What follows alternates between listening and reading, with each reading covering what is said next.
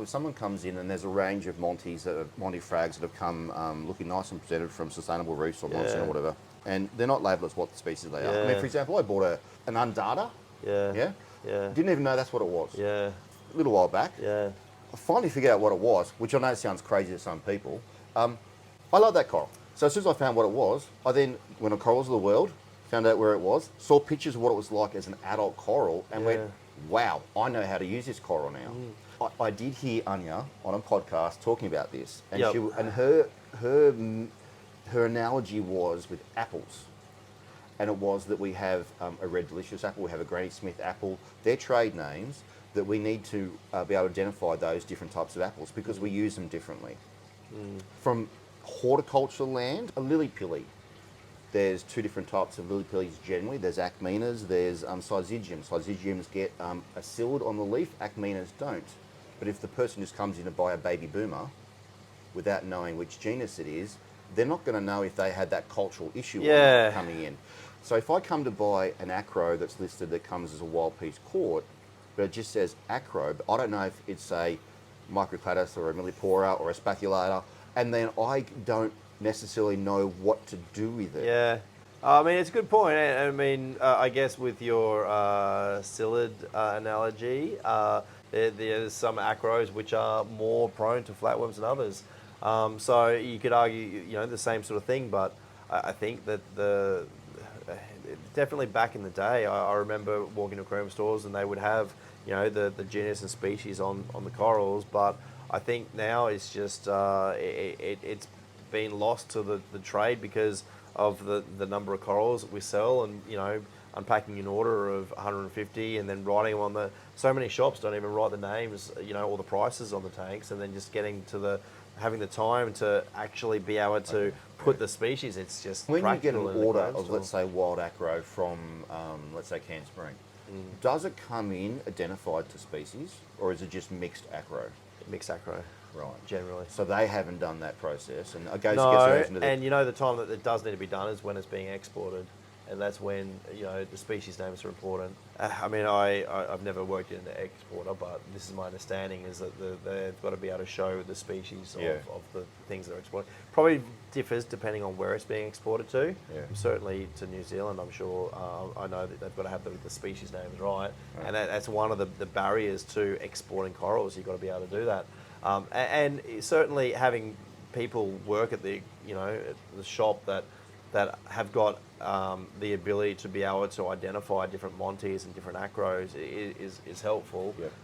But I don't really see a time when we'll be able to put the species of every coral. I mean, we should be able to tell everything to genus, and that's I think that's typically enough.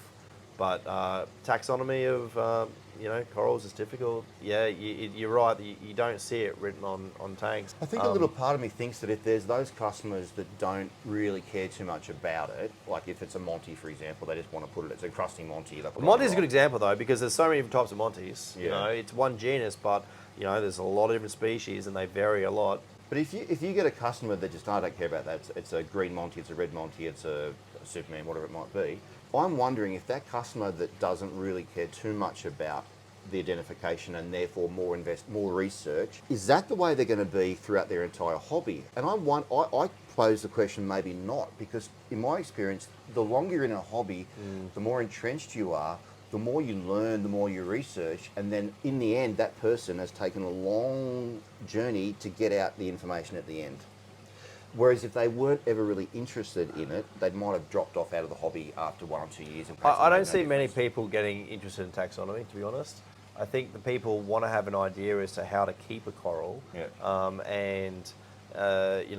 without knowing the different species of a species name of a Monty. Typically we can tell them how to keep it. Yeah. So I think it's there are some people that really get into taxonomy and they're interested in it, but most of the time people are interested in what they need to do to look after it and to make it grow.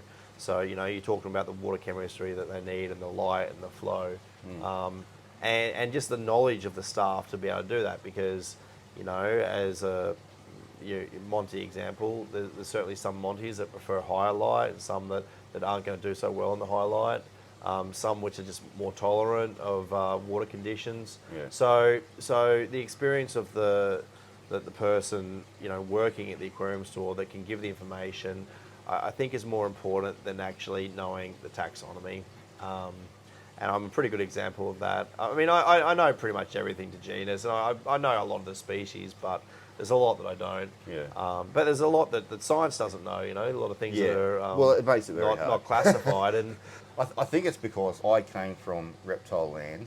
When I was in it, it was before permits. yeah, My son wanted a snake, so I got the permit for him because he's below the age. We went to our first reptile expo in Port Macquarie, and I've been at it for so long, and all of a sudden, it's a completely different world.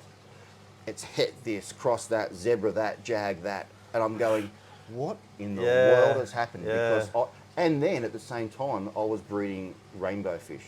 And freshwater rainbow fish is so specific down to the very creek that you got it from. Yeah. That you say the name, then the creek. And then I'd come to marine and I'm going, what in the world's going on here? Well, another example, I looked up, the blue lightning stag. We call it blue lightning stag, or Reef Secrets calls blue lightning stag. Yeah. So I try to find out what species that is. And I come up with Acroporus striata. Well, when I Google Acroporus striata, it's a completely different coral. yeah.